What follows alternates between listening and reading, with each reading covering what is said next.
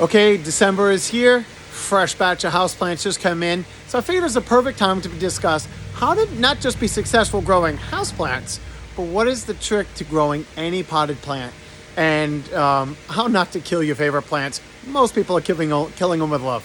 Let's talk about it. Okay, so if you're following up on reading the internet and you're looking through trying to figure out what's the best way to grow houseplants, they can get really complicated.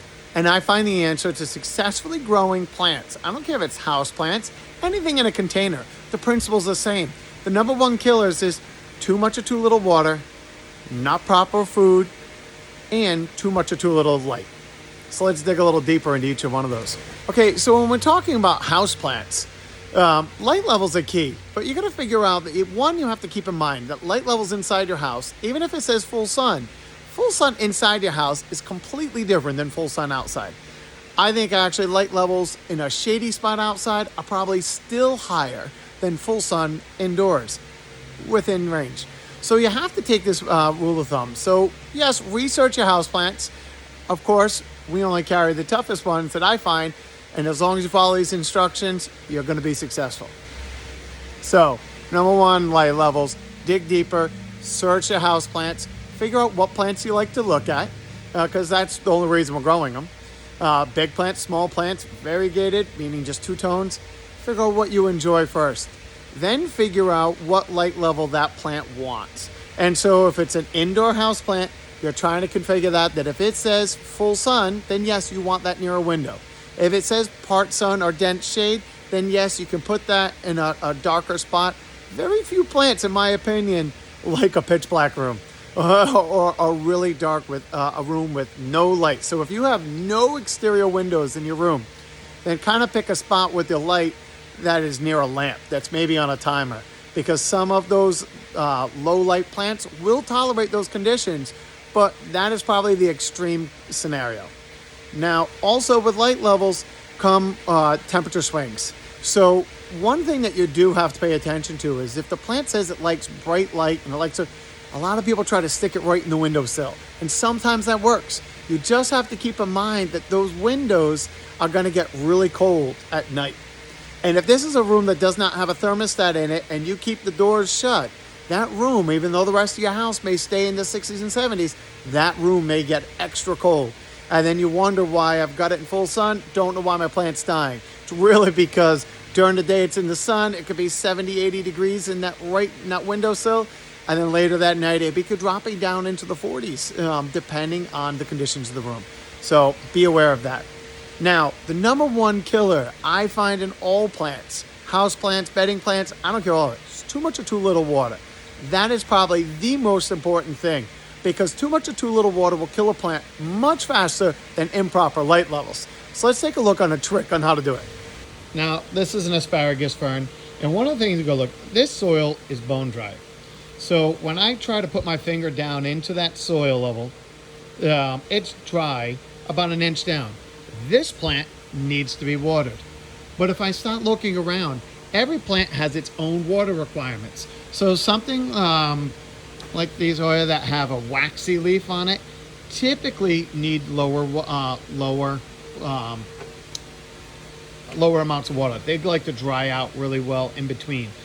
But something that has a more of a traditional leaf, more than likely that's going to dry out a little bit faster than something with this thick waxy leaf on it.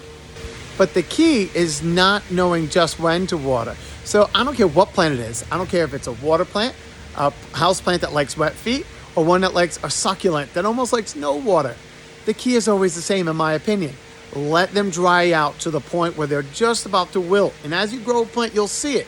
The color of the leaf will start changing, and you're trying to gauge to just before those symptoms so that you can see exactly when that plant is dry, but not to the point where it's wilting. And then water it and saturate it. And keep in mind that when you look at a plant like I just looked at, that soil is bone dry. The peat moss that's in that soil tends to shrink like a sponge when it dries out. So when you go to water it the first time, water's going to pour right around that soil and run off, and it's not even getting into the soil. So when a plant gets bone dry like that, let it water a little bit, let it suck all that water up. Do that 2 or 3 times. And then after you've done that 2 or 3 times, then make sure that water's coming out the bottom of that pot. That is the key. Water to saturate the soil. You can never overwater a plant too much. Even a succulent can have completely saturated feet for an hour or two. What you can do is keep a plant wet too often. So what that means is most people just set up a timer. I'm going to water every Monday. I'm going to water every Tuesday. I'm going to water 3 times a week. Well, if you have a 3-season room that's really hot all season long with good ventilation, yes, that may work. But if you have the average house conditions, you may only need to water once a week, every other week. And so the key is learn your plants. I don't care if somebody can go and not even tell me the name of a plant. If I follow that instructions, I'm just letting it dry out, then saturating, and then don't water again until it dries out. The plant will tell you how often to water. And that almost guarantees that you will be successful and not killed by giving too much or too little water, which is the number one killer. Now, finally, the last thing we start looking at is fertilizer and food. Most people don't think about it, and how to gauge how much or how little to give plants is always key, because the rule of thumb is plants need food. Most potting soils don't have a lot of nutrients inside them. So when you're fertilizing and watering, it's how often and how little. Me personally, I can't remember how many times I fertilized and how many times I didn't. I again follow the plant. If the plant is happy and it's throwing new growth, then that plant needs food. And so if it's poor conditions, you keep the plants in a cool room, and a lot of the plants are just going dormant and kind of not throwing out new growth, not really dropping old leaves, just kind of staying stagnant, then that plant does not need a lot of food. But I still use Miracle-Gro. I know, I'm not a big fan of most synthetic fertilizers, but when it comes to fertilizer, I find them the most predictable. It's a well-balanced fertilizer, and there's 2 ways to use Miracle-Gro. I'm going to show you both of them to make it easy on you. So there's 2 different forms. They came out with spikes a while back, and basically what it is just a slow-release fertilizer. They can go up, you measure the size pot you have, count up on the back. Usually there's a cheat sheet that shows you how many spikes to use per size pot. You just put them down inside there, and when you water, every time you water, it'll release a small amount of fertilizer. The most conventional way of doing it has always been some kind of granular fertilizer that you just mix with water.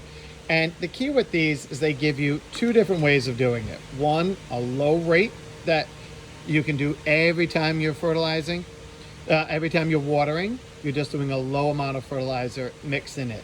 So it'll give you instructions on 2 different concentrations. The other one is just periodically, you can kind of once a month go in there and fertilize.